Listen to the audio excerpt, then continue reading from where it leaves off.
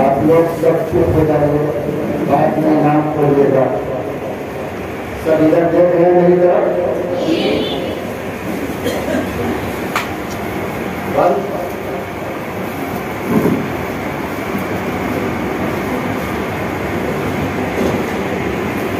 الحمد للہ رب العالمین والصلاة والسلام على سيد الأنبياء والمرسلين وعلى آله وأصحابه أجمعين، أما بعد. أعوذ بالله من الشيطان الرجيم، بسم الله الرحمن الرحيم، إن للإنسان ما سعى. محترم و معزز علماء کرام، مدرسے کے اساتذہ محترم اور عزیز طلبہ، آپ کی اسٹیج پر بڑے گرامی قدر علماء تشریف فرما ہیں. ہم سب کے لیے بہت ہی قابل احترام محترم جناب علامہ غلام نئی منصری صاحب تشریف رکھتے ہیں. ہمارے رفیق درس اور ہمارے لیے بہت ہی قابل قدر محترم جناب مفتی عصمت اللہ صاحب تشریف رکھتے ہیں. بمبئی کی سرزمین پر کئی تحریک اور تنظیم کے اعتبار سے جانی والی شخصیت اور علماء کے درمیان اپنی محبوبیت میں انفرادیت رکھنے والی شخصیت محترم جناب مولانا نوشاد صاحب ہمارے درمیان تشریف فرما ہے. آپ کے ادارے کے صدر صاحب تشریف فرما ہے. محترم جناب مولانا واجد صاحب جو جمعیت کے ذمہ دار ہیں تشریف فرما ہے. اور آپ کے ادارے کے محتمم اور بہت ہی معروف ناظم جلسہ اور خطیب اور ایک باصلاحیت منتظم مولانا شریف اختر بلی صاحب اور دیگر جو حضرات آپ کے درس اور تدریس اور آپ کی تعلیم و تربیت میں مشغول ہیں، میں ان کے نام سے واقف نہیں ہوں، لیکن وہ سب ہمارے لیے غیر معمولی قابل قدر ہیں. میں آج کے اس موقع پر ان تمام حضرات کو جن کی تشریف آوری یہاں ہوئی ہے آپ سب کے لیے اللہ کی نعمت سمجھتا ہوں. ہمیں امید ہے کہ انشاءاللہ ان کے ہاتھ آپ کے لیے، آپ کے ادارے کے لیے دعا کے لیے اٹھیں گے اور آپ کے صدقے میں اللہ ان دعاؤں کو ضرور قبول کروائے. مجھے چند باتیں اس موقع پر آپ کو کہنی ہیں. تقریر کا کوئی موقع نہیں، آپ کے درمیان بیٹھ کر میں کیا تقریر کروں. بس جیسے کہ خاندان کے لوگ آپس میں بیٹھ کر کچھ غور اور فکر کرتے ہیں، اپنے بال بچوں کو کچھ سمجھاتے بجھاتے ہیں، اسی انداز میں کچھ باتیں آپ سے میں کرنا چاہتا ہوں. مجھے امید ہے کہ جتنے طلبہ عزیز یہاں بیٹھے ہیں آپ سب لوگ اس کو سنیں گے بھی اور انشاءاللہ اس پر عمل کریں گے. اب سے آج سے اللہ قبول فرمائے. آپ کے حوصلے عمل سے زندگی بنتی ہے جنت بھی جہنم بھی، یہ خاطی اپنی فطرت میں زندگی کو بنائی. تقریر گھنٹے بھر کی ہو اور آپ 1 گھنٹہ بیٹھ کر سنیں اور بات پر عمل نہ کریں تو کوئی نتیجہ نکلنے والا نہیں. اس لیے اصل عمل ہے. وہ طالب علم جو زندگی میں کامیابی دیکھنا چاہتا ہے، جو تمنا رکھتا ہے کہ اللہ اس کو بڑا بنائے، جو چاہتا ہے کہ اللہ اس سے دین کا کام دے، وہ ابھی نیت کرے کہ انشاءاللہ وہ عمل کے لیے تیار ہے. مولانا شریف اختر بلی صاحب جن کے گھر کا بڑا گہرا رشتہ ہے ہماری شریعت سے اور ہم سے بھی ایک طویل اور دیرینہ تعلق ہے، وہ اس مدرسے کو چھپا کر رکھے ہوئے اور شاید کس نیت کی وجہ سے مجھ کو دکھانا نہیں چاہتا، لیکن اللہ تعالیٰ نے آپ کو یہ موقع دیا کہ میں آپ کے مدرسے میں حاضر ہوں۔ اگر میں اس مدرسے کو نہیں دیکھتا تو آپ کو تصویر میں دیکھ رہا ہوں، شاید سن کر اس کا یقین نہیں ہو، لیکن الحمدللہ مدرسے میں قدم رکھتے ہی دل باغ ہو اور بے انتہا دعا نکلی ہوں اللہ کے بندوں کے لیے جس نے اس زمین پر اتنا شاندار نظارہ کھڑا کیا، اور بے پناہ دعا نکلی حضرت مولانا شریف اختر گرمی کے لیے جنہوں نے اتنا شاندار تعلیمی نظام یہاں قائم کیا ہے۔ اللہ اس کو نظر بد سے بچائے، اللہ اس کی حفاظت فرمائے، اللہ اس کی تعمیر و ترقی کی راہ کو اور زیادہ آسان بنائے۔ جامعہ الابرار ایک بڑی نسبت کا حامل ادارہ ہے، اور ابھی تو قاری صاحب نے شروع میں قرآن پڑھا، اس قرآن میں تو یہی تصویر کھینچی گئی کہ ایک طرف جنت اور اس کی نعمتیں ہیں اور ایک طرف جہنم ہے اور اس کے عذاب ہے، اور اس نے کہا کہ جب بندہ صحیح جگہ پہ چل کے جائے گا تو وہ جنت کی نعمتوں میں رہے گا، اور جب زندگی غلط راہوں پہ گزار کے جائے گا تو جہنم کے عذاب اس کا ٹھکانہ ہوگا۔ یہ تصویر انسان کو بیدار کرتی اور جگاتی ہے۔ میرے بھائیوں، جتنے بھی عزیز طلبہ یہاں بیٹھے ہیں، میں ان کے سامنے یہ بات بہت بے تکلف کر دینا چاہتا ہوں، مدرسے بہت ہیں، لیکن آپ کو اللہ نے جس مدرسے میں پڑھنے کا موقع دیا وہ اپنے نظام، اپنے نصاب، اپنے طریقۂ تعلیم و تربیت کے اعتبار سے آپ کے لیے اللہ کی نعمت ہے۔ آپ اس نعمت کی قدر کیجیے، اس نعمت پر اللہ کا شکر ادا کیجیے۔ جو بندہ نعمت پر شکر کرتا ہے اللہ ان کی نعمتوں میں اضافہ کرتا ہے۔ لئن شکرتم لأزیدنکم، اگر تم شکر گزار بنو گے ہم تمہاری نعمتوں کو بڑھائیں گے، اس کی اضافہ کریں گے۔ تو آپ کو جو ادارہ ملا ہے یہ آپ پر اللہ کا احسان ہے۔ جو ادارہ ملا ہے اس کو اپنے لیے آپ سعادت سمجھیے اور اس ادارے کی گود میں بیٹھ کر اپنے تعلیم کے مرحلے کو مکمل کیجیے، سکون کے ساتھ، اطمینان کے ساتھ، دل جمعی کے ساتھ۔ اللہ آپ کو قابل قدر عالم دین، باوقار حافظ قرآن بنائے۔ ابھی ہمارے سامنے 3 عزیز طلبہ قرآن پاک کے حفظ کی تکمیل کی۔ لوگوں، ابھی اتنے سارے علماء کے ہاتھ میں ان کے سر پہ رومال رکھا ہے، یہ تو ایک چھوٹا سا اعزاز ہے، لیکن بولو وہ منظر کتنا شاندار ہوگا اور کتنا دلکش ہوگا، کتنا نورانی ہوگا جب ان عزیز طلبہ اور ان کے والدین کے سر پر اللہ ایسا تاج رکھ دے گا جس تاج کی روشنی سورج اور چاند کی روشنی سے بھی اعلیٰ اور بہتر ہوگی۔ لوگوں، کون ہے جو جھومنے میں جائے؟ کون ہے جس کے دل گلاب کی طرح کھل جائے؟ کون ہے جو نعمتوں پر اللہ کے شکر سے جس کا دل بھر جائے؟ کہ اللہ ہر مسلمان کے بچے کو حفظ قرآن کی تدبیر کی توفیق عطا فرمائے۔ اور میں مبارکباد دیتا ہوں عزیز طلبہ، ان کے والدین کو جنہوں نے یہ ہمت دکھائی کہ انہوں نے اس مدرسے کے گود میں بیٹھ کر قرآن پاک کے حفظ کی تکمیل کی ہے اور اللہ کی اس کتاب کو اپنے سینے میں سمویا۔ یاد رکھو، قرآن کی نعمت جو سینے میں ملتی ہے یہ اللہ کی توفیق سے ملتی ہے، اللہ کی توفیق سے ملتی ہے۔ اور اللہ تعالیٰ نے قرآن پاک میں فرمایا کہ وہ دیکھو وَلَقَدْ يَسَّرْنَا الْقُرْآنَ لِلذِّكْرِ فَهَلْ مِن مُّدَّكِرٍ، کہ ہم نے قرآن کو آسان بنا دیا تاکہ اس کو یاد کرنے والا، اس سے نصیحت حاصل کرنے والا اس کو دل میں سمو بھی سکے اور اس سے نصیحت بھی حاصل کر سکے۔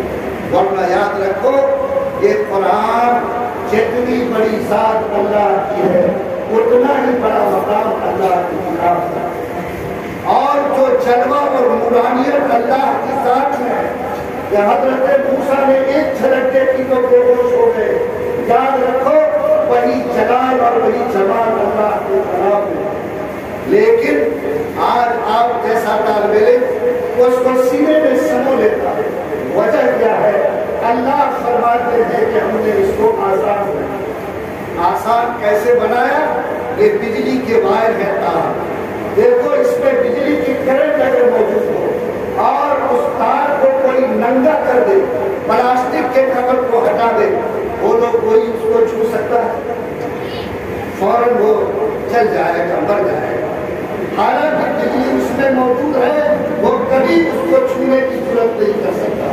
لیکن بجلی رکھتے ہوئے اگر اس پر پلاسٹک کا کور چڑھ گیا تو وہ لوگ بجلی کے باوجود بھی تم اس کو چھو سکتے ہو کہ نہیں چھو سکتے.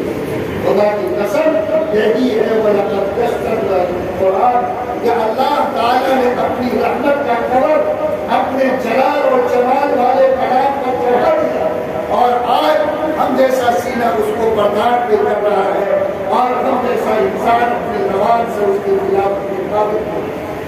یہ اللہ کے کتاب کی جان. اس لیے اگر اللہ تعالیٰ نے تمہیں اس کلام کو حفظ کرنے کی توفیق دی تو یہ تمہارا کمال نہیں, اللہ کا احسان ہے. بولو تمہارا کمال ہے یا اللہ کا احسان ہے؟ اللہ. اور جب اللہ تمہارے لیے اتنا بڑا محسن ہے تو بولو ہر بندے کے لیے شکر واجب ہو جائے. ہر ہمیشہ اللہ کے شکر سے زبان کو تر رکھو. یا اللہ میں اور میرا سینہ اس قابل نہیں تھا کہ جلال و جمال سے خود اس کلام کو اپنے سینے میں سمو سکے. رب یہ تو خالق میری مہربانی ہے کہ اس کی برکت سے یہ کلام میرے سینے میں سما. جتنا شکر کرو گے قرآن اتنا مضبوط تمہارے سینے میں محفوظ ہے. یاد رکھو قرآن اگر کوئی حفظ نہیں کرتا تو وہ شخص گنہگار نہیں ہوگا, مجرم نہیں ہوگا. لیکن قرآن یاد کر کے اگر بلاتا ہے تو وہ اللہ کے نزدیک گنہگار بن کر ٹھہر کیا ہے. اگر اللہ تعالیٰ نے قرآن کو نعمت کے طور پر طے کر دو, زندگی کی سانس جب تک چل رہی ہے جس طرح جان کی حفاظت کرتے ہیں ویسے قرآن پاک کی حفاظت کرتے ہیں, اور جس طرح جان کی حفاظت کر کے فکر مند رہتے اس قرآن کو یاد رکھنے, قرآن سے ربط اور تعلق کو باقی رکھنے کے لیے ہم پوری قوت کے ساتھ پوری ایمانداری کے ساتھ فکر مند رہتے ہیں. کیا بولو اگر قرآن کی نعمت ملی تو اس قرآن کی حفاظت کے لیے, اس قرآن کو یاد رکھنے کے لیے بولو فکر مند رہو گے کہ نہیں؟ فکر مند رہو گے.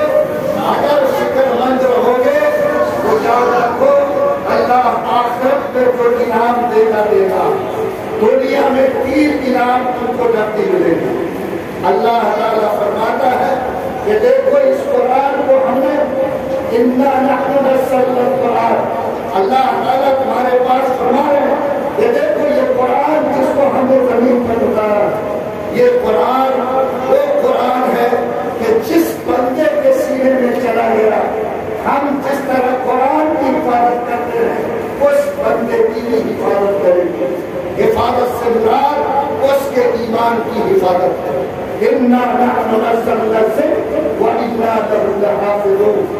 کتنی تاکید کا صیغہ ہے علماء جانتے ہیں کہ ہم ہی نے قرآن کو اتارا اور ہم ہی اس قرآن پاک کی حفاظت کریں گے. بولو اگر کوئی شخص یہ کہہ دے کہ ہم اس مائک کی جس سے آواز نکل رہی ہے اس کی حفاظت کریں گے تو اگر اس مائک کے اس مطلع کی حفاظت ہوتی تو کیا اس وائر کی حفاظت ہوتی یا نہیں؟ یہ اللہ گارنٹی لیتا اس بات کی کہ اگر قرآن کی حفاظت کی ہم نے ذمہ داری کی ہے تو جس سینے میں قرآن اتر جائے, جس کا رشتہ قرآن سے جڑ جائے, ہم اس کی بھی حفاظت کریں گے. اور قرآن کی طرف میری ذمہ داری ہے کہ اس کی حفاظت بھی میری طرف سے کی جائے. کیا ہم لوگ اللہ کی حفاظت میں آنا چاہتے ہیں؟ اللہ کی حفاظت میں آنا چاہتے ہیں. اللہ تعالیٰ ہمیں اس کی حفاظت کی توفیق عطا فرمائے. دنیا کے اعتبار سے 3 انعام ہر پہلا تو یہ کہ اللہ تعالیٰ کی ذات کے ساتھ ڈائریکٹ اس کا کنیکشن جڑ جاتا ہے. میری بات سمجھ رہے ہو؟ اللہ کی ذات سے جوڑنے والی کوئی ایسی عبادت نہیں ہے جیسی عبادت قرآن پاک کی تلاوت ہے. یعنی بندہ جب قرآن پڑھتا ہے تو گویا وہ اللہ سے ہم کلام ہوتا ہے اور اس کا رشتہ ڈائریکٹ اللہ کی ذات سے جڑ جاتا ہے. اور جو اللہ کی ذات کی نورانیت وہ نورانیت اس بندے میں منتقل ہوتی ہے. تو ایک بڑا انعام تو یہ ہے کہ قرآن کی تلاوت کے ساتھ بندے کا مضبوط تعلق اللہ کی ذات سے جڑنا شروع ہو جاتا ہے. دوسرا یہ کہ علماء نے لکھا ہے کہ جو قرآن کی حفاظت کرے گا اللہ کبھی اس کو بھوکا سونے نہیں دے گا. بولو نا, آج کل لوگ کہتے ہیں کہ میرا حافظ بنے گا تو معلوم نہیں دنیا میں روزگار اس کو کیسے ملیں گے, زندگی کیسی گزرے گی. لیکن یہ اللہ تعالیٰ کی طرف سے گارنٹی کی بات ہے کہ جو بھی سچائی کے ساتھ قرآن سے ربط جوڑے گا, قرآن سے تعلق کو مضبوط بنائے رکھے گا, اللہ اس کو کبھی بھوکا سونے نہیں دے گا. تیسرا فرمایا کہ دنیا کے کسی کونے میں وہ مرے گا تو اس کی موت ایمان پر ہوگی, غیر ایمان پر اس کی موت نہیں ہوگی. یعنی یہ تین انعام قرآن کی نسبت سے بندے کو دیتا. پہلا انعام تو یہ ہے کہ اس کا تعلق اللہ کی ذات سے جڑ جاتا ہے. دوسرا یہ کہ اللہ تعالیٰ اس کو کبھی بھوکا سونے کی نوبت نہیں آنے گا. اور تیسرا یہ کہ دنیا کے کسی کونے میں وہ مرے گا تو اس کی موت ایمان پر ہوگی, غیر ایمان پر اس کی موت نہیں ہوگی. بولو یہ بڑی نعمتیں ہیں یا نہیں؟ ارے نعمتیں ہیں کہ تو اگر ہم لوگ قرآن سے رشتہ مربوط چھوڑیں گے تو ان نعمتوں کے حقدار انشاءاللہ بنیں گے. آپ لوگ طے کیجئے کہ جس قرآن کے علم کو حاصل کر لیں, قرآن کو سینے میں محفوظ کرنے کے لیے ہم یہاں آئے ہیں, اس کو محفوظ بھی کریں گے اور زندگی کے آخری سانس تک قرآن سے تعلق کو محفوظ رکھیں گے. تعلق محفوظ رکھو گے تو قرآن کی نسبت پہ اللہ نے بڑی عظمت دی. دیکھو قرآن کون فرشتہ لے کر آیا, وہ سارے فرشتوں کے سردار بنے کی نہیں بنے. قرآن کس کے اوپر اترا؟ محمد الرسول اللہ, وہ سید الانبیاء, تمام نبیوں کے سردار کا لائے کو لے کر. قرآن کون سے مہینے میں اترا؟ رمضان. وہ سارے مہینوں کا سردار بنا کی. قرآن کون سے رات میں اترا؟ شب قدر میں. بولو وہ ساری راتوں کا سردار اور مبارک رات کا اعلان کی نہیں کرتا. اور قرآن کی زمین پہ اترا مکے کی زمین پر, دنیا کی ساری زمین میں سب سے بابرکت زمین مانی گئی تھی. قرآن کی نسبت جہاں جہاں جڑ گئی اللہ تعالیٰ نے اس کو سرداری کا اور بلندی کا مقام قطع کیا. تو تم لوگ بھی اگر ماشاء اللہ قرآن سے سچا تعلق جوڑ دو گے تو کیا اللہ تمہیں بھی اپنے مقام پر بلندی اور سرداری سے سرفراز کر سکتا ہے کہ نہیں کر سکتا. اور یہ تو بڑی ہستیاں ہیں. قرآن کی نسبت کا حال تو یہ ہے کہ وہ جہاں جڑ جائے تو اس کی عزت کو وہ بڑھا دیتا ہے. آج تمہارے بدن میں 200 روپے میٹر کا کپڑا ہے, تمہارے پاس 200 روپے کی چادر ہے, کوئی اگر اس پر پیر رکھ دے تو کسی کو غصہ نہیں آتا. لیکن 50 روپے میٹر کا جو سیلاب تو قرآن میں لگا ہے, اگر اس پر کوئی پیر رکھ دے تو بولو سب کے چہرے پہ شکن آئے کہ نہیں آئے؟ کہ قرآن کے جزودان سے تم نے پیر رکھ دیا, قرآن کے جزودان پہ پیر رکھا. دیکھو تمہارے سامنے سامان کا چاہے قلم ہو جاتا ہے کا سامان, اگر کوئی بیٹھے یا جوتا رکھے کوئی اثر نہیں. لیکن اگر 100 روپے کا محل ہے, اگر اس پر کوئی پیر رکھ کر کھڑا ہو جائے وہ لوگ سب اس کو بدتمیز کر ڈالے گا, سب اس کو بری نظر سے دیکھے گا کہ نہیں دیکھے گا. کیوں؟ اس کی نسبت قرآن سے جڑی. اور جانو کہ اس سے بھی بڑھ کر آگے جاؤ, قرآن کے ایک حرف پر اللہ کتنی نیکی دیتا ہے؟ 10 نیکی. تو یہ 10 نیکی تو فرشتے کے نام پر ملنا چاہیے, لیکن بولو اگر شیطان کا نام بھی کوئی پڑھ لے تو کیا شیطان کے نام کے حساب سے بھی نیکی ملے گی؟ ارے ملے گی؟ اگر فرعون کا نام آ جائے تو نیکی ملے گی کہ نہیں؟ حامان اور کا نام آ جائے نیکی ملے گی کہ نہیں؟ واللہ یہ قرآن کی برکت ہے کہ اگر قرآن کی نسبت سے فرعون اور شیطان کے نام پر نیکی مل سکتی، جو اللہ کا بندہ قرآن سے سچا تعلق توڑ دے گا وہ لوگ نیکیوں سے مالا مال ہوگا یا نہیں۔ اس لیے عزیزو وقت زیادہ نہیں ہے، میں قرآن کے حفظ کی تکمیل کے میں تم سے یہ بات کہنا چاہتا کہ طے کرو کہ انشاءاللہ ہر قیمت پر قرآن کی عظمت کا خیال کرتے ہوئے، قرآن کے حفظ کو سعادت سمجھتے ہوئے، قرآن کی حفظ کو اپنے لیے بڑی نعمت کرتے ہوئے، اور جو قرآن حفظ کر چکے یا مکمل کرنے والے ہیں وہ نیت کر کے جاؤ انشاءاللہ آخری سانس تک قرآن کی حفاظت کے کام کو انجام دو۔ اس کو قرآن حفظ کیا تو آج سے لوگ اس کو کیا کہیں گے؟ حافظ صاحب۔ کل تو اکرما تھا، فرقنیہ تھا، لیکن آج ماں باپ اور قوم کے لوگ بھی اس کو حافظ صاحب، یہ رتبہ کس نسبت پر ملا؟ قرآن کی نسبت۔ تو حافظ صاحب جائیں گے جا کر کے دلی ڈنڈا کھیلے، آگے پیر کو پہن کے کنویں میں لوگ اس کو عزت اس کی گھٹے پیتے نہیں دیں، اور اس کی نہیں بلکہ قرآن کی عزت۔ ہم کو اللہ نے اتنی بڑی نعمت دیا، تو اب جو حافظ بنے ہیں ان کی ذمہ داری بڑی کی نہیں بڑی، چلے تو کیسے چلے، کپڑا پہنے تو کیسے پہنے، رہے تو کیسے رہے، ملے تو کیسے ملے۔ وہ جتنا اس کا خیال رکھے گا اتنی اس کی عزت بڑھے گی، قرآن کی عظمت کی وجہ سے اللہ ان کی عظمت کو بڑھائے گا۔ اس لیے جو حافظ قرآن ہے وہ طے کر کے جائے۔ یہ چھوٹے میاں ماشاء اللہ یہ تو بولے کہ ہم پر کچھ فرضیں نہیں، ہم سوئے کی جاگے ہم کو نیکی ملتی رہے، لیکن انشاءاللہ جو بڑے میاں لوگ ہیں اور آپ لوگ بھی حافظ بنے تو آپ طے کریں کہ عمل کے اعتبار سے بھی حافظ ہونے کا نمونہ پیش کریں گے۔ نماز کی پابندی آپ کریں گے، لباس میں دین کی فکر آپ کریں گے، چلنے پھرنے میں سلیقہ مندی آپ دکھائیں گے۔ اگر آپ یہ کریں گے تو آپ کو اگر قرآن کا خیال ہوگا تو قرآن بھی آپ کا خیال رکھے گا۔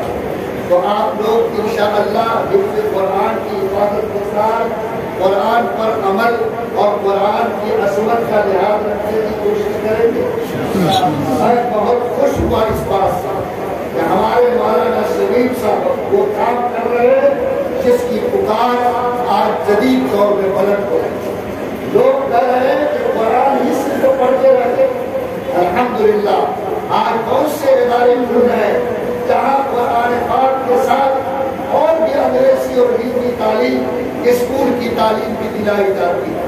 دیکھو ہمیں خوشی اس بات سے نہیں ہوئی کہ آپ انگریزی کے ساتھ میتھ پڑھ رہے ہیں، خوشی اس بات سے ہو رہی ہے کہ آپ قرآن تو پڑھ ہی رہے ہیں، اور جو انگریزی کتاب آج میرا بچہ انگریز بن کر اسکول میں پڑھ رہا ہے وہ انگریزی کو بھی آپ مسلمان بنا رہے ہیں۔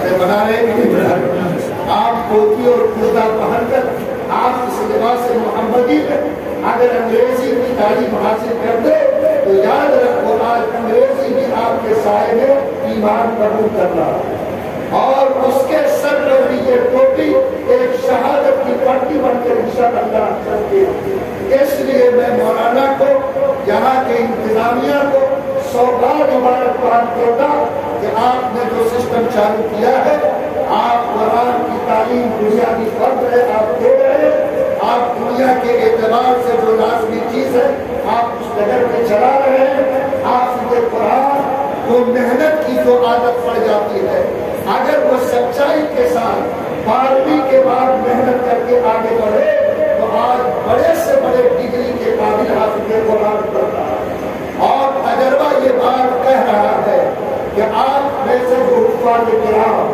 جن کو رٹنے کی پڑھنے کی کرتا ہے تو بے شمار حفاظ کرام ایسے ہیں جو تعلیم کی اعلیٰ ڈگری آج حاصل کر رہے ہیں. اس لیے اللہ تعالیٰ آپ کو دین کے اعتبار سے بھی خود کفیل بنائے اور دنیا کے اعتبار سے بھی خود کفیل بنائے اور آپ پوری مضبوطی کے ساتھ انشاءاللہ اس قرآن کی تعلیم کو اور جو سسٹم اور نظام یہاں جاری ہے اس اعتبار سے انشاءاللہ آپ آگے بڑھنے کی کوشش کریں گے انشاءاللہ. قرآن حفظ کرتے ہوئے کبھی یہ احساس تو نہیں ہوتا کہ حافظ بنیں گے تو دنیا میں اور روزگار ملے گا کہ نہیں, کیا ہوگا نہیں ہوگا, ایسا دل میں وسوسہ نہیں رہا. بولو نہیں رہا, نکال کو اس وسوسے. نبی گارنٹی لیتے ہیں خیرکم من تعلم القرآن, تم میں سب سے بہترین وہ ہے جو قرآن سیکھتا ہے اور جو قرآن سکھاتا ہے. نبی نے فرمایا من لم یتغن بالقرآن فلیس منی, جس کو قرآن کی نسبت حاصل ہوئی اور اس نے اپنے کو سب سے بے نیاز نہیں سمجھا, یاد رکھو وہ محمد کا نہیں ہے.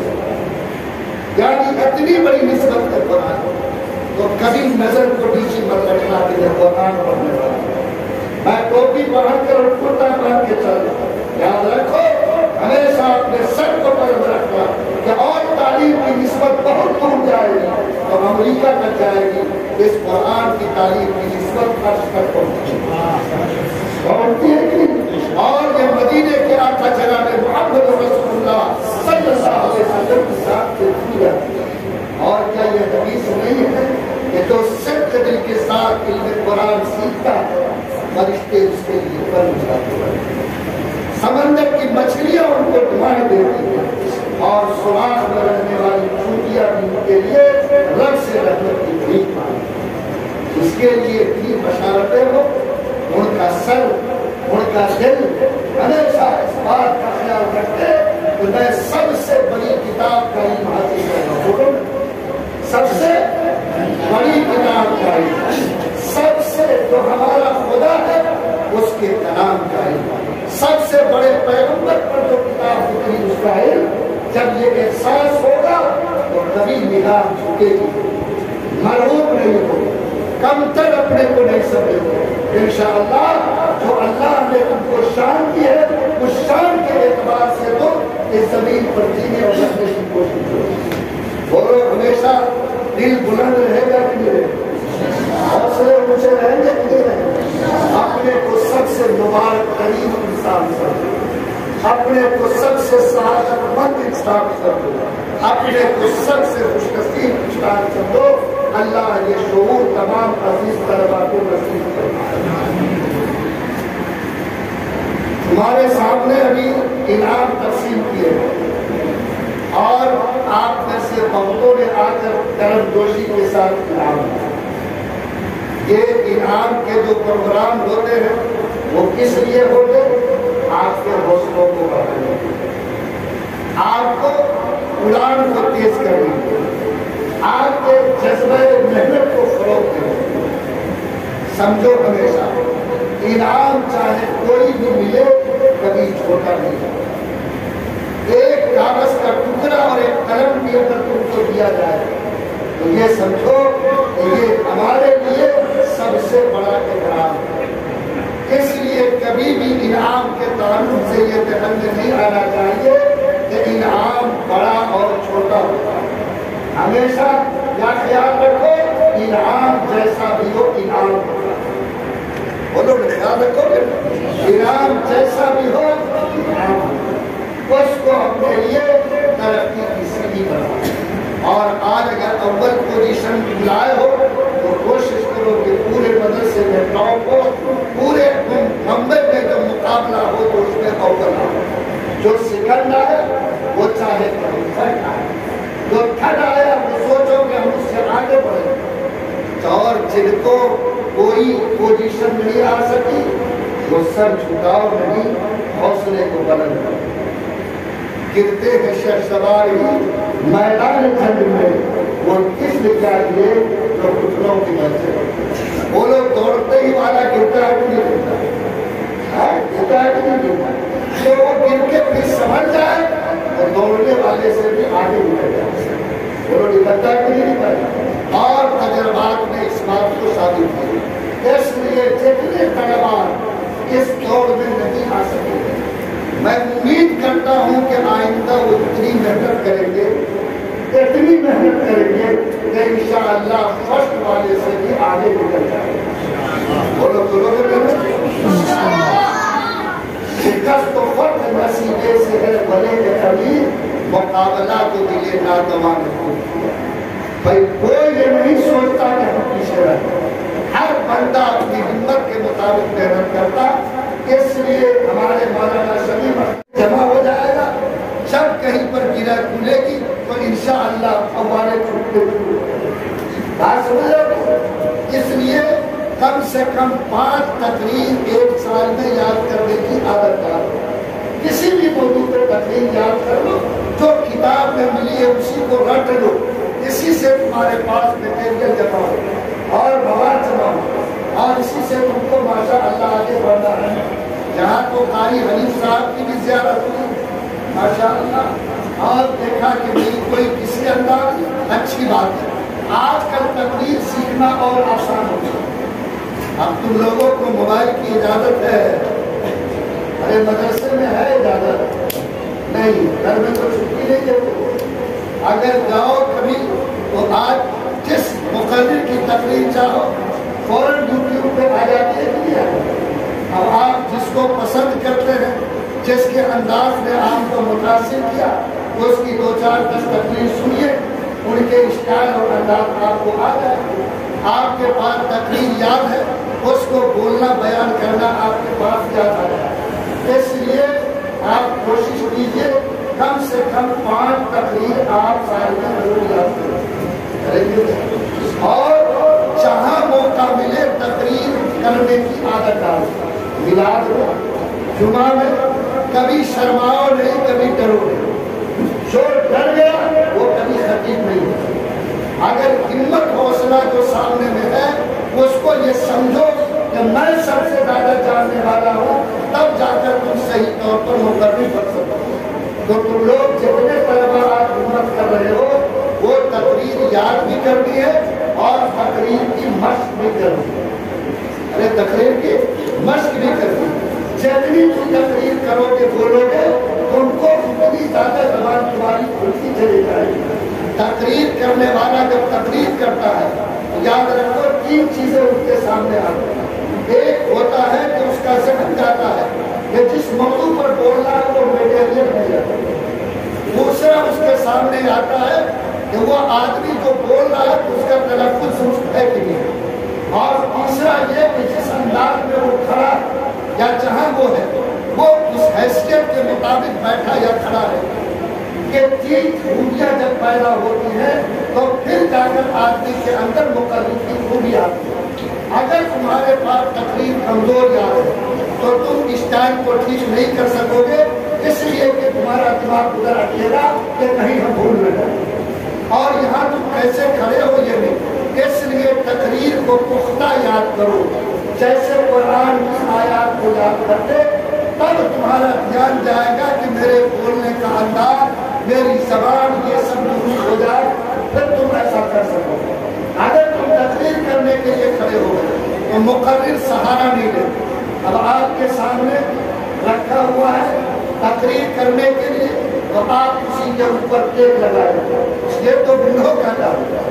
تقریر کرنے والا جب تقریر کرے تو مقرر یہ سمجھے کہ اس کا پیر ستون کس طرح کھڑا ہوا اور اس کے بدن کیا ہے. ایک خود اس بات کی گواہی دیتا کہ وہ پورے اعتماد اور رسول کے ساتھ اپنی بات کرے. اس لیے آپ کے پیر میں جمع ہونا چاہیے, آپ کے جملے میں رکھا ہونا چاہیے, آپ کی پیشانی اور آپ کے ہاتھ سامعین کے آنکھ سے ملے ہونے چاہیے. ورنہ آپ ایسے آپ پڑھ کر کے یاد کر رہے تقریر کو سامعین آپ سے کبھی متاثر نہیں ہوتے. تو بولو اللہ تعالیٰ آپ لوگوں کو یہ ابتدائی مرحلہ اور آپ نے جس طرح مشق کیا پیش کیا مجھے امید ہے کہ انشاءاللہ آپ لوگ اچھے مقرر بھی بڑھیں گے. آنے والے دن میں اللہ تعالیٰ آپ سے کام بھی لے گا.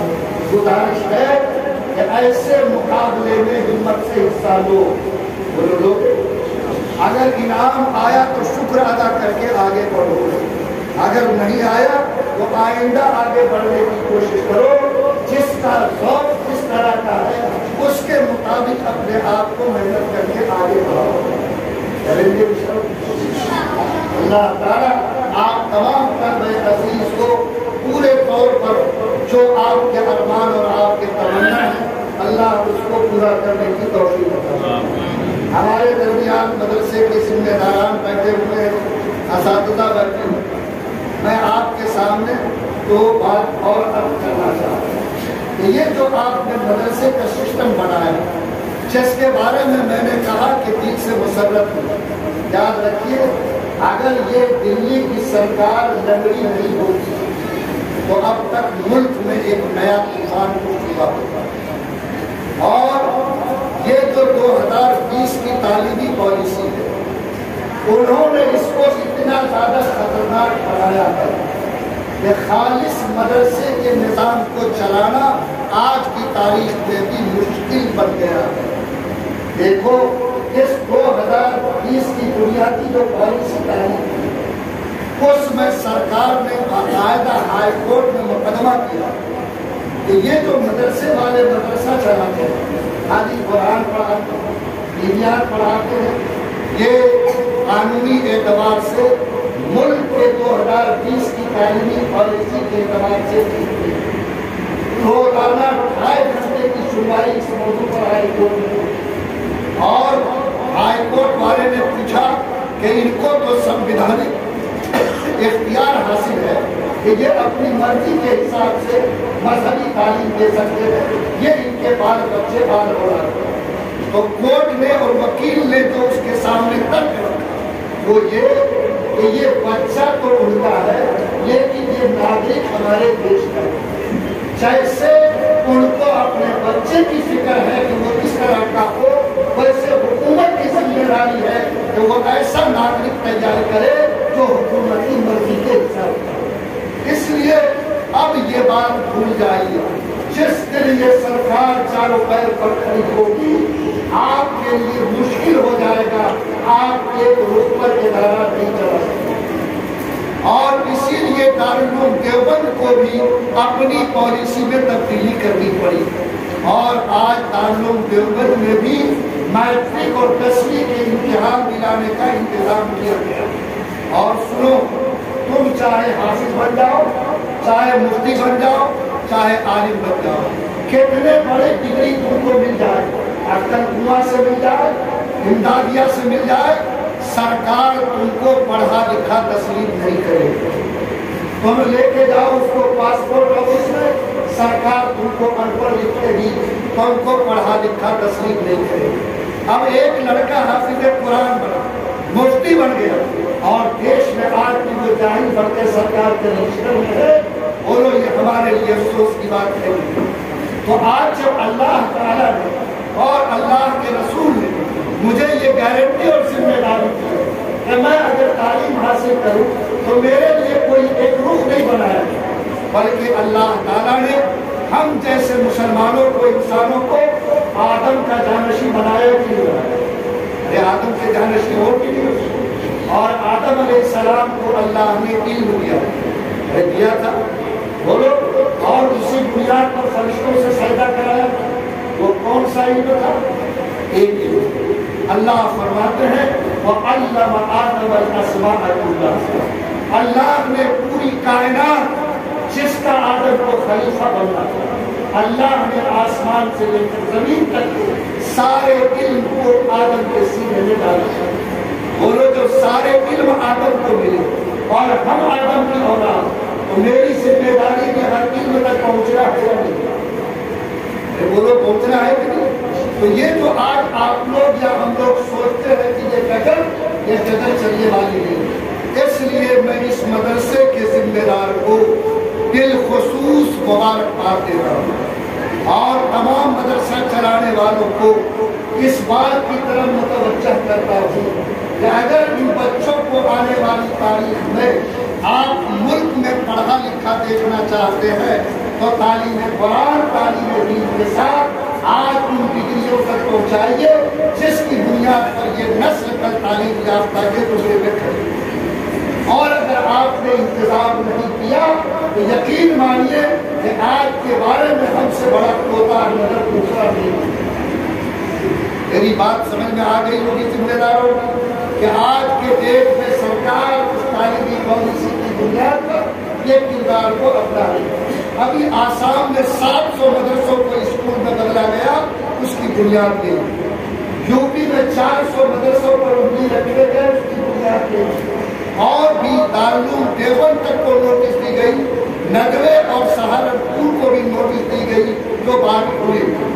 اس لیے آپ حضرات سے گزارش ہیں کہ آپ حضرات یا تو اسکول کی ڈگری حاصل کریں یا بورڈ کے مدرسوں سے بھی کم سے کم آپ کو ڈگری مل جائے, تاکہ آنے والی تاریخ میں آپ پڑھے لکھے کی لائن سے سرکار کے رجسٹر میں کھڑے ہو سکے. اس قابل ہمیں مدرسے کے تمام ذمہ داروں کو فکر لینی. کیا ہمارا بیٹا قرآن کے ساتھ انگریزی پڑھ لے گا تو گناہ لکھے گا کیا؟ اور اگر ایسا نورانی جماعت ہو جو انگریز کو بھی انگریزی کو بھی مسلمان بنا دے تو یہ اور بھی قابل فخر بات ہے کہ نہیں؟ یہ بولو مدرسوں سے انشاءاللہ ایسی تعلیم کے سلسلے جاری ہوں گے اور ایسی روحانیت کے ساتھ آج دنیا کے میدان میں بھی ہماری نسل پوری ذمہ داری کے ساتھ کھڑی ہوگی. یہ ہم سب کے لیے قابل فخر بات ہے. دوسری بات آپ سے کہہ رہی ذمہ داری ہمارے حضرت مولانا نظام الدین صاحب فرماتے ہیں کہ آج قرآن کی تعلیم کو مسلمانوں نے خیراتی تعلیم بنا دیا. یہی بات ہے, جیسے ہی مدرسے کا تاثر آتا ہے تو گندگی اس کے ساتھ آتی ہے. بچے یتیم غربا فقراء اس کے ساتھ آتے ہیں. مدرسوں کا تصور ایسا آتا کہ اس کے استنجا خانے میں گندگی ہو, بچوں کے چہرے سے نحوست ڈھک کے مدرسے میں پیر رکھے تو بدبو ہی بدبو آئے, وہاں سے کوئی اسلام کی پاکیزگی اور طہارت کی خوشبو نہ آئے. وہ فرماتے تھے کیا قرآن ہی سب سے مظلوم کتاب ہے؟ آج انگریزی کی تعلیم کے لیے ٹائلس بنے اسکول, آج دوسری کتابوں کی تعلیم کے لیے بہترین سے بہترین شاندار بلڈنگ, اور قرآن جیسی عظیم کتاب کی تعلیم کے لیے کوئی شاندار مدرسہ, ٹائلس لگے ہوئے مکان, اور جو بچے اس میں تعلیم پائے اس بچے کے چہرے کی شہادت کہ وہ سب سے بڑی کتاب اور پاکیزہ کتاب کی تعلیم حاصل کر رہے, وہ لوگ ایسی چمک مدرسوں سے آنی چاہیے کہ نہیں آنی چاہیے. میں آپ کے مدرسے میں آیا, مجھے انفراد کرتے ہیں اور میں خوش ہوں اس بات سے. میں تمام مدرسے والوں سے ہاتھ جوڑ کے کروں, مدرسے کو اس قابل بنا دیجیے کہ ایک متوسط طبقہ اور غیر دیندار طبقہ بھی خواہش کرے کہ میرا بچہ اگر یہاں پڑھے گا تو اس کے پڑھنے سے ہمارا خط چھوٹا نہیں, ہمارے بچوں کی زندگی میں کوئی دوسرا رنگ نہیں آئے. لوگوں, بڑا مدرسہ چلانے کے آپ فرض آپ پر نہیں, 100 لڑکے رکھنا آپ پر واجب نہیں, آپ 25 طلبا کریں اور اس کو ایسا سنبھالیے, کوئی قدم رکھے لگے کہ قرآن کی خوشبو کے ساتھ زندگی کی خوشبو بھی اس مدرسے کے کونے کونے سے آئے. اور فرمایا مولانا نظام الدین صاحب اللہ کی قدر کو نور سے بھرتے, مسلمانوں آج تاریخ تقاضا کرتی ہے کہ تم اپنے مدرسے کے نظام کو پرکشش بناؤ, پرکشش بناؤ. جب قرآن سب سے بڑی کتاب ہے تو قرآن کی تعلیم کے لیے بھی پرکشش مقام ہونا چاہیے. اس لیے میں گزارش کرتا ہوں کہ جو لوگ بھی جس مدرسے کے نظام کو چلاتے ہیں اتنا پاکیزہ اس کو بنائیے. آپ یونیفارم میں کتنی یگانت معلوم ہے, آپ کے چہرے موڑے ہر مدرسہ والا طے کرے, ہفتے میں 1 مرتبہ بال کے کٹنگ کو چیک کرنا, دانت کی صفائی کو چیک کرنا, بستر کی صفائی کو چیک کرنا.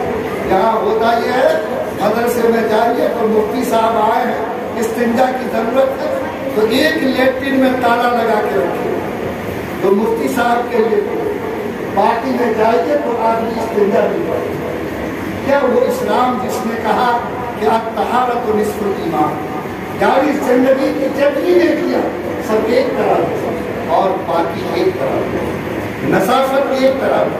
بولو کیا اس اسلام کا نام مدرسہ قائم کیا گیا، وہاں سے بھی ایسی مسافت کی خوشبو آنی چاہیے، اس لیے گندگی اور ویسی صورتحال جس کو دیکھ کر کے نہایت کی غربت کا تصور، جن کو دیکھ کر کے نہایت کی مفلسی کا تعلق ہو، قرآن کی تعلیم دینے والے مدرسوں میں نہیں، یتیم کا بچہ بھی ہے، تو کیا یہاں کے پیسے والے کو استاد کو یہ معلوم نہیں اگر وہ ایک مرتبہ یتیم کے سر پر ہاتھ رکھے گا محبت سے تو جتنے بار اس کے ہاتھ کے نیچے آئیں گے اللہ اس سے زیادہ نیکی اس کو عطا کرے۔ بولو کیا وہ بچہ بھی یتیم بن کر کھڑا ہو؟ آج سماج میں کبھی لوگ تو سب چاہیں گے کہ میری شفقت کا ہاتھ اس کے سر پہ پڑے، اس کے چہرے پہ مسکراہٹ آ تاکہ اللہ مسکراہٹ کے ساتھ وہ چھوڑے۔ میں چاہتا ہوں کہ ہمارے مدرسے کے جتنے ذمہ دار ہیں وہ ان سب چیزوں کی پابندی پر توجہ دے، کوئی بھی دنیا دار یا انسان آئے تو مدرسے کو اس نظر سے دیکھے اور اس کے دل میں مدرسے کا وقار قائم ہو۔ اور آخری بات جو آپ حضرات سے کہی ہے کہ آپ حضرات جہاں کہیں بھی مدرسہ چلا رہے ہیں، اس ملک میں ماشاء اللہ آپ سے بڑا کام کوئی نہیں کر رہا۔ اس وقت اقتدار کا طوفان پورے عروج پر اور کئی لائن سے ہمارے بچوں کے ایمان کو بگاڑنے کی کوشش کی جا رہی ہے۔ ابھی پرسوں کا ویڈیو ہے، اتنا ہی اتنا بڑا تو بچہ معصوم ڈھاکہ کے اندر مدرسے سے نکلا ہے اور 3 لڑکوں نے اسے گھیر لیا، اس معصوم بچے سے کہہ رہا ہے کہ جے شری رام بولو نہیں تو پتھر سے کر دو۔ لوگوں یہ صورتحال کی بن گئی، ایسے میں ڈرا کر لالچ دے اور مختلف اعتبار سے ہمارے بچوں کے ایمان کو خریدنے، نسل کو گمراہ کرنے کی کوشش کی۔ اور اس وقت کیا کرو گے؟ اللہ امتحان لے رہا ہے۔ وہ مردود لئی جو دربھنگہ کی سرزمین سے اٹھا اور جس نے اس وقت پورے ملک کے اندر فتنہ شکیت کو برپا کر دیا، لوگوں معمولی بات سمجھتے ہو؟ ایسے ایسے خانوادے کے بچے جن کا نام عظمت سے لیا جاتا ہے، آج اس کے پوتے اور بیٹے مرتد ہو کر اس راستے پر پہنچے۔ ہمارے یہاں بڑا نام حضرت مولانا شمس الہدیٰ صاحب کا ہے، زندگی پر شیخ الحدیث رہ گئے، اللہ تعالیٰ نے بڑی مقبولیت بے پناہ اثر کی تعلیم میں خدا نے رکھا۔ ہم لوگوں نے ترمذی کی تعلیم پورا گھرانہ علم سے بھرا ہوا ہے، آج ان کا پوتا مرتد ہو کر اس جگہ پہ جا کر کھڑا ہوا ہے۔ لوگوں بتاؤ کہ کیا حالات ہے؟ اس لیے میں اپنے مدرسے کے ذمہ داروں سے گزارش کرتا ہوں کہ آپ اپنے مدرسوں میں عقائد کی صحت پر، عقائد کو اپنی جان سے زیادہ عزیز رکھنے پر توجہ دیں، اور بلا شبہ آپ مدرسہ چلاتے ہیں، اس نسل کے ایمان کے بچانے کی فکر کرتے ہیں، لیکن بامبے میں مدرسے والوں کے اتحاد کے ذریعے سے مختلف نوجوانوں سے انشاءاللہ ایسی سرگرمی کو بڑھایا جائے کہ ہماری بیٹیاں، ہماری نوجوان نسل آج ایسے اقتدار کی لعنت میں مبتلا ہونے سے آج میرا جو اسکول میں تعلیم پانے والی بیٹیاں ہیں وہ بھی ایمان کو بیچ رہے ہیں۔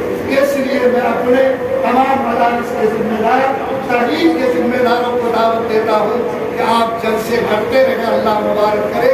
آپ چھوٹی چھوٹی میٹنگ، چھوٹے چھوٹے مشورے، چھوٹی چھوٹی تحریر اس انداز میں آپ کھڑی کیجئے کہ ہمارے بچوں کے مستقبل کا ایمان محفوظ ہو۔ مجھے امید ہے کہ انشاءاللہ یہ 3 باتیں میں نے مدرسے والوں کے لیے کہی۔ نمبر 1، آج 2020 کی تعلیمی پالیسی کے اعتبار سے اپنے مدرسے کے نظام تعلیم کو ٹھیک کرنا۔ دوسرے یہ مدارس کے نظام کو پرکشش بنانا، جیسے قرآن باعزت کتاب ہے، مدرسے کے نظام اور تمام کام کو بھی ویسے ہی پرکشش بنانا۔ تیسرے یہ کہ ان بچوں کے ایمان کو اتنا مضبوط بنا دے کہ کوئی بھی سمندر کو چھو نہ سکے اور کوئی بھی اقتدار کی تلوار ان کے جسم سے، جان سے ایمان کو نکال نہ سکے، اور ایک تحریک آپ کی تاریخ میں اندرونی طور پر ایسی چلائی جائے کہ آپ کے بچے اقتدار کی لعنت سے ہمارے جوان محفوظ رہ سکے۔